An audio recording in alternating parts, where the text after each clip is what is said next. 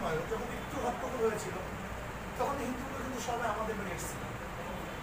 এমনকি চরমোনায় হিন্দুদের অবস্থা এরকম, পূজার সময় আইন শৃঙ্খলা বাহিনীর যখন মিটিং ডাকা হয় তখন তাদের পক্ষ থেকে, পূজা কমিটির পক্ষের থেকে প্রশাসনকে বলে ওখানে কোনো পুলিশ দেওয়ার দরকার নেই, চরমোনায় হুজুররা আছে তারা আমাদের নিরাপত্তার জন্য যথেষ্ট।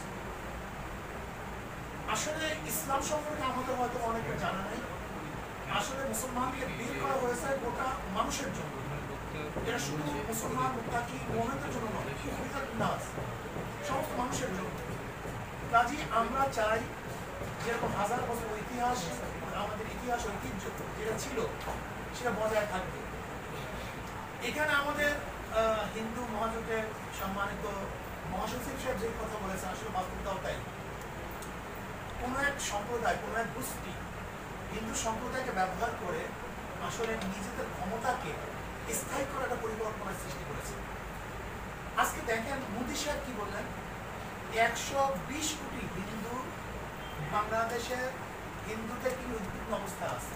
এই কথাটা কি বলেন? এটা উস্কানি নয় কি? ডাইরেক্ট উস্কানি। তার মানে কি? তারা 120 কোটি হিন্দু তো বাংলাদেশে আক্রমণ করবে, ঝাঁপিয়ে পড়বে। আমরা বাংলাদেশের মানুষ, কে মুসলমান কে হিন্দু আমাদের দেখার বিষয় নয়। আমরা এদেশের নাগরিক, যেহেতু এদেশের নাগরিক সবার অধিকার সমান, সাম্য, মানবিক মর্যাদা, সামাজিক ন্যায় বিচার, এটা আমাদেরকে অবশ্যই বাস্তবায়ন করতে হবে। সাম্যতা থাকতে হবে, সামাজিক ন্যায় বিচার প্রতিষ্ঠা করতে হবে, প্রত্যেক অধিকার বাস্তবায়ন করতে হবে, প্রত্যেক মানুষের মর্যাদা প্রদান করতে হবে। মানবিক মর্যাদা, এখানে মুসলমানের মর্যাদা, হিন্দুদের মর্যাদা, খ্রিস্টানের মর্যাদা বলা হয়, মানবিক মর্যাদা, যে মানুষ তাকে অবশ্যই মর্যাদা দিতে হবে। আমি যখন প্রেসিডেন্ট হাউসে প্রথম 5 তারিখে মিটিংয়ে গিয়েছিলাম, সবাই কথা বলছে, কিন্তু ফার্স্ট কিন্তু আমি বলেছিলাম সেফটি ফার্স্ট। আমি তাও করতে পারি না, হিন্দু মন্দির পাহারা দিতে হবে। তখন ইসলামী আন্দোলন বাংলাদেশের নেতা কর্মীরা প্রত্যেকটা হিন্দু মন্দিরে অবশ্য চলে গেছেন, যেটা আপনারা বলছেন যে আমরা চিন্তা করতে পারিনি। কারণ আমরা বুঝতে পেরেছি যে পরাজিত শক্তি এখন হিন্দুদেরকে ঢাল বানিয়ে দ্বিতীয়বার অরাজকতা সৃষ্টি করার চক্রান্ত করবে। এর জন্য এই বিষয়টাকে নিঃস্ব করার জন্য, আগেই সতর্ক থাকার জন্য, এই বিষয়টাকে নষ্ট করার জন্য, রদ করার জন্য আমরা আগে সতর্ক ছিলাম। আজকে আমরা শপথ গ্রহণ করব, বাংলাদেশের হাতে হাত রেখে আমরা বাংলাদেশের নাগরিক, আমরা মুসলমান, হিন্দু, খ্রিস্টান, বৌদ্ধ সবাই এক হয়ে দেশটাকে করবো। এই দেশটাকে সামনে অগ্রসর করবো, এই দেশটাকে সামনে নিয়ে যাব। এখানে প্রত্যেকটা মানুষ তারা অন্ন, বস্ত্র, চিকিৎসা, বাসস্থান সব জিনিসের থেকে, সব দিক থেকে তারা সাম্যতা অর্জন করবে। সবার অধিকার সমান থাকবে। কে হিন্দু, কে খ্রিস্টান, কে বৌদ্ধ, এটা দেখার বিষয় নয়।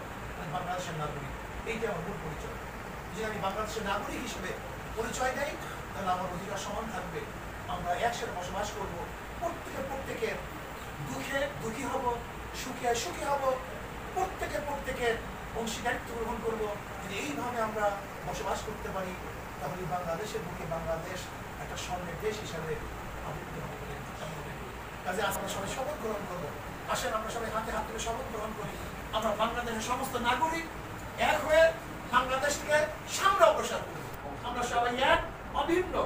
এখানে কোনো পরিচয় থাকবে না, শুধু পরিচয় থাকবে আমরা বাংলাদেশের নাগরিক। আল্লাহ আমাদের সবাইকে সম্মিলিতভাবে দেশটাকে সামনে অগ্রসর করার তৌফিক দান করুন। আর আমাদের মহাসচিব সাহেব যে প্রস্তাব দিয়েছেন, আমরা পিআর সিস্টেমের নির্বাচন চাই। পিআর সিস্টেমের নির্বাচন যদি হয় তাহলে সবাই, প্রত্যেকের অধিকার সংসদ বাস্তবায়ন হবে।